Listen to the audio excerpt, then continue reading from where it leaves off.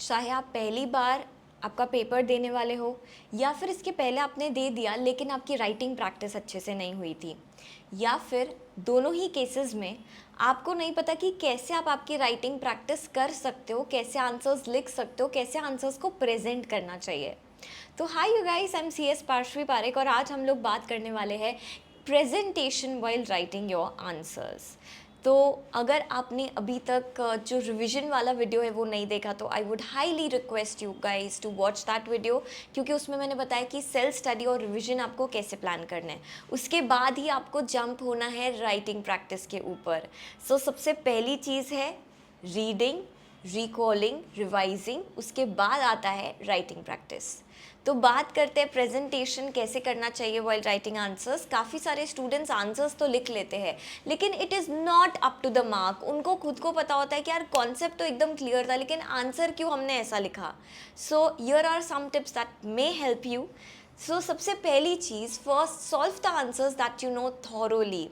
आप जब भी आपका वीकली टेस्ट दे रहे हो या फिर जब आप नॉर्मल टेस्ट भी लिख रहे हो, 5 क्वेश्चन आपके सामने और आपको आंसर लिखना है, या फिर अगर आप जो टेस्ट सीरीज़ होती है वो भी दे रहे हो, इन ऑल द केसेस यही चीज़ आपको फॉलो करनी है। पहले वो आंसर सॉल्व करिए जो आपको आते हैं, क्योंकि फर्स्ट इम्प्रेशन मैटर करती है।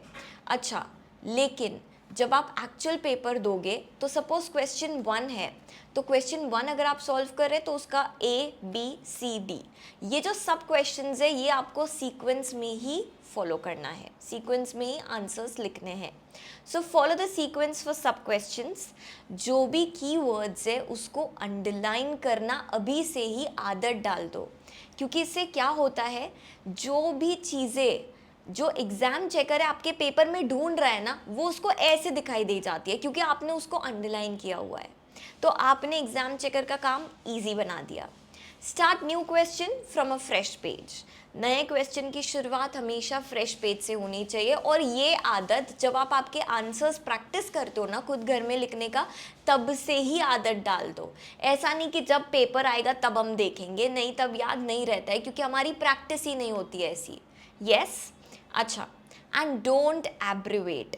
यू गाइस, मैंने काफ़ी सारे स्टूडेंट्स के आंसर शीट्स देखे हैं जहाँ पे वो लोग सेक्शन को SEC करके लिखते हैं, फिर उसके बाद अलग अलग एब्रीवेशन जैसे कंपनी को CO करके लिख देते हैं, फिर ऐसे करके सेबी एक्ट लिख देते हैं, कंपनीज एक्ट ऐसा लिखते हैं। ये सब गलत है, ये आपको एब्रीवेशन नहीं करने हैं अनलेस कोई बहुत ही लंबी एक्ट हो, सेबी ST एक्ट टाइप, तो फिर एक बार का चलता है। LODR रेगुलेशंस लिखना चलता है, रेगुलेशन भी REG करके नहीं लिख देना है, पूरा लिखना है आपको, ठीक है।